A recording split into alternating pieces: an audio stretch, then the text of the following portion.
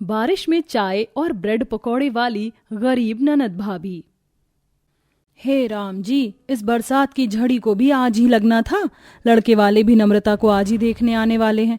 बस भगवान जी, ये गरीब भाभी आपके आगे झोली फैलाकर एक ही विनती कर रही है, एक ही अर्जी लगा रही है, मेरी ननद का रिश्ता लग जाए। इतने में महेंद्र भीगता हुआ पॉलिथीन में नाश्ता पानी लेकर आता है। तभी दरवाजे पर एक मारुति गाड़ी आकर रुकती है और लड़के की माँ मंजुलता उतरती है। संध्या, वो लोग आ गए हैं, जाओ जल्दी से नाश्ता पानी लगाकर नम्रता को लेकर आओ। और ये क्या, ये फटी सी चादर क्यों बिछा रखी है? कोई दूसरी चादर डाल देती। हाजी, कहाँ से लाती दूसरी चादर? नहीं थी, बस यही एक है। आइए माँ जी, बैठिए ना। मंजुलता टेढ़ा सा मुंह करते हुए खटिया पर बैठ जाती है, जबकि लड़की के माता पिता रेवती और दिनकर हाथ जोड़कर जमीन में नीचे बैठे थे, जैसे कि समाज में एक लड़की के माता पिता होना अछूती बात हो। संध्या रसोई में जाती है और नाश्ता लगाती है, जिसमें थोड़े रसगुल्ले, नमकीन और 2 ब्रेड पकौड़े थे, जिसकी दुर्गंध से संध्या बिगड़ा सा मुंह बना लेती है। इतनी सड़न भरी दुर्गंध, लगता है कांजीलाल हलवाई के पास से ये सब कुछ लाए हैं, जबकि मैंने इन्हें कहा था बड़े मोड़ पर से ले आना। इस कांजी लाल के ब्रेड पकौड़े तो कई कई दिन के बासे होते हैं। झटपट से नाश्ता डालकर संध्या प्लेट अपनी ननद के हाथों में देकर लड़के वालों के सामने लाती है। नम्रता जितनी सादगी परस्त थी, उतनी ही सुंदर भी। तीखे नैन नक्श उसकी सुंदरता में 4 चांद लगाते थे। देखो भाई, लड़की तो मुझे पसंद है, मगर मेरा इकलौता बेटा है। मेरे घर की बहू बनकर तुम्हारी बहन ठाठ से जिएगी, मगर उसके लिए दहेज भी लगेगा। दहेज की मांग सुनते गरीब परिवार वालों का मुंह उतर जाता है, क्योंकि ना तो उनके पास जोड़ जमा थी और ना ही अलग से घर, खेत या जमीन थी। तभी डबडबाई आंखों से दिनकर एकटक अपनी बेटी की ओर देखकर गुजारिश करते हुए बोला, बहन जी, लाखों में एक है मेरी बिटिया, जिस घर में जाएगी उसे स्वर्ग बना देगी। एक गरीब माँ बाप के लिए अपने सीता जैसी बेटी को किसी और घर के लिए दे देने से बड़ा और कोई दहेज नहीं होता। एक गरीब की बेटी को अपने घर की बहू बनाकर आप भी पुण्य की भागीदार बन सकती हैं। हाँ, मगर आप भूल रहे हैं भाई साहब, खुद राजा जनक ने भी सीता की शादी में दहेज दिया था। मुझे तो अपने बेटे के लिए कम से कम 10 लाख रुपए नकद, सोने की चेन, अंगूठी और 4 चक्के की गाड़ी चाहिए। अगर देने की समर्थ हो तो ही रिश्ता होगा, वरना ना कह दो। अपने परिवार की दशा को देखते हुए गरीब ननद ने दुख भरे शब्द से कहा, माफ कीजिए माँ जी, मुझे आपके परिवार से रिश्ता नहीं जोड़ना, आप जा सकती हैं। मंजुलता उठकर चली जाती है। संध्या ने उदासी से कहा, नम्रता, तुमने क्यों मना किया रिश्ते से? पैसे की व्यवस्था मैं और तुम्हारे भैया कहीं से भी कर लेते। कैसे करते भाभी? कहाँ से लाते पैसे? घर गिरवी रखकर? अपने परिवार को कर्ज में डालकर मुझे किसी ऊंचे घर में नहीं करनी शादी भाभी। मैंने देखा है भैया पहले ही कितनी मुश्किलों से हम सबका पेट भरवाते हैं। नम्रता की बातों पर पूरे परिवार की आंखें नम हो जाती हैं, क्योंकि महेंद्र को हर रोज ही अमीरों की गालियां सुननी पड़ती थी। तब जाकर अपने परिवार के लिए वह 2 टाइम की रोटी कमा कर लाता था। मानसून का मौसम शुरू हो चुका था। संध्या, मैं काम पर जा रहा हूँ। तभी उसका 6 साल का बेटा मोनू दौड़ते हुए पास आकर ब्रेड पकौड़े खाने की फरमाइश करता है। पिताजी, मुझको ब्रेड पकौड़ा खाना है, आप लेके आना। मोनू कितनी बार कहा है किसी को जाते हुए पीछे से नहीं टोकते। अजी, थोड़ा सा आलू बेसन और ब्रेड ले आना, मैं ब्रेड पकौड़ा बना दूंगी। और थोड़ा दूध भी ले आना। 2 दिन से माँ बाबूजी ने चाय भी नहीं पिया। हम तो कुछ भी रूखा सूखा खा लेंगे, मगर उनको तरसता देखकर अच्छा नहीं लगता। ठीक है, मैं ले आऊंगा सामान शाम को। ये कहते हुए महेंद्र बारिश में भीगा हुआ काम पर आता है, जहां उसके जैसे हजारों गरीब लाचार मजदूर पत्थर की कटाई कर रहे थे। तभी मदन ने कहा, अरे महेंद्र, तू आज काम पर किस लिए आया? अच्छा सुन, अगर सेठ तुझको ऊंचे पर जाकर पहाड़ काटने को कहे तो मना कर देना। मगर वो ऊंचे वाले पहाड़ को काटने का तो 1000 रुपया देता है ना?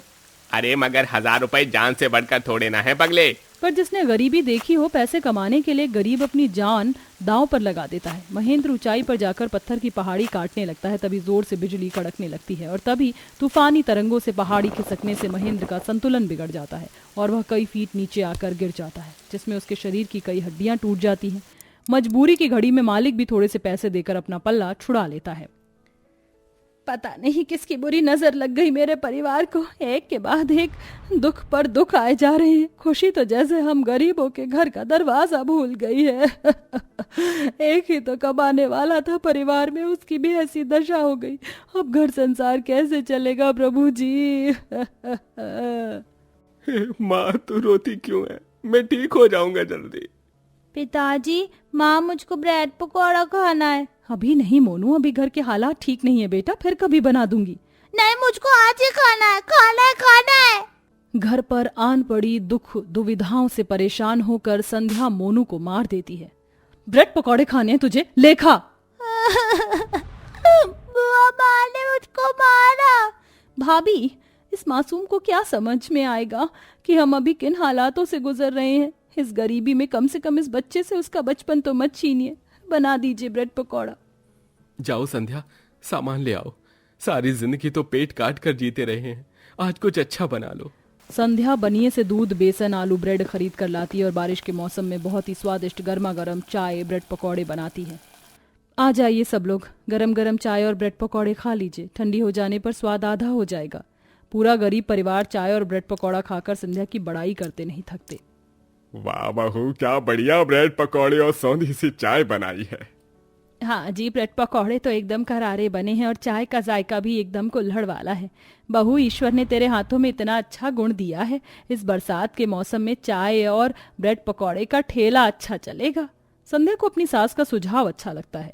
उसे बनाना तो आता, मगर व्यापार और हिसाब किताब के मामले में वह कच्ची थी, इसलिए उसकी ननद व्यापार का हिस्सा बन गई। संध्या ने अपने गहने गिरवी रखकर पैसे लिए और सामान ले आई। दोनों ननद भाभी संग मिलकर ब्रेड पकौड़े और कुल्हड़ की चाय का ठेला लगाती हैं। आसपास में खाने पीने की और भी कई सारी दुकान थी जिन पर लबालब भीड़ लगी थी। तभी नम्रता आवाज लगाने लगी, गर्मा गर्म ब्रेड पकौड़े कुल्हड़ की चाय के साथ आओ आओ आओ और खाओ बारिश में ननद भाभी के यहाँ का सस्ता नाश्ता।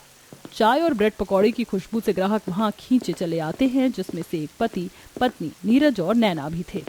वाह, क्या खुशबू आ रही है ब्रेड पकौड़े की बहन जी। 2 कप कुल्हड़ वाली चाय और 2 ब्रेड पकौड़े लगाना।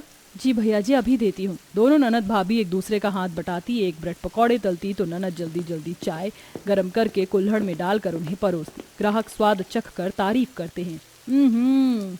वाह, क्या टेस्ट है। बारिश के मौसम में चाय और ब्रेड पकौड़े की बात ही निराली है। आप दोनों ननद भाभी के हाथों में जादू भरा है। सचमुच क्या कमाल के ब्रेड पकौड़े बनाए हैं आपने। इसके आगे तो बीकानेर वाले ब्रेड पकौड़े भी फेल हैं। जी, आपका बहुत बहुत धन्यवाद। बस आप लोग ऐसे ही अपना प्यार बरसाते रहिए ताकि हम गरीब ननद भाभी का व्यापार चल जाए। हाँ जी बिल्कुल। दोनों ननद भाभी के ब्रेड पकौड़े और चाय में जितना जायका था, उतना ही उनकी बातचीत करने का तरीका मिठास भरा था, इसलिए हर दिन के साथ उनके ग्राहक बढ़ने लगे।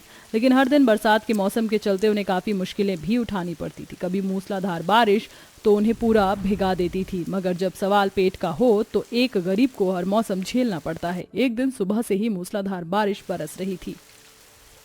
भाभी, आज तो एक भी ग्राहक ब्रेड पकौड़े खाने नहीं आया और ना ही चाय पीने आया। बोनी भी नहीं हुई है सुबह से।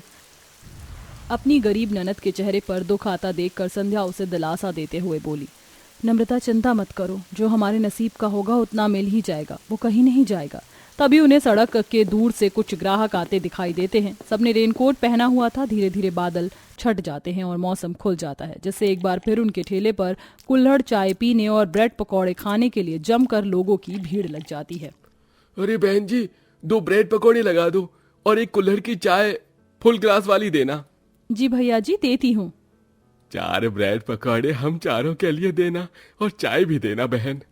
जी बस देती हूँ। पूरा दिन कस्टमर को संभालते संभालते दोनों ननद भाभी को शाम ढल जाती है और बारिश के मौसम में उनकी खूब अच्छी खासी बिक्री होती है। धीरे धीरे हर दिन के साथ आमदनी बढ़ती चली जाती है और दोनों अपनी मेहनत के बदौलत पर अपने ब्रेड पकौड़े और कुल्हड़ की चाय के लिए मशहूर भी हो जाती हैं। मॉनसून का मौसम उनके हर उम्मीदों को पूरा कर जाता है। थोड़े दिन बाद कमाए हुए पैसे से संध्या अपने गरीब ननद की अच्छे घर में देखकर शादी करवा देती है, जिसके बाद वह दोनों पति पत्नी मिलकर अपने उस व्यापार को आगे भी चलाते हैं।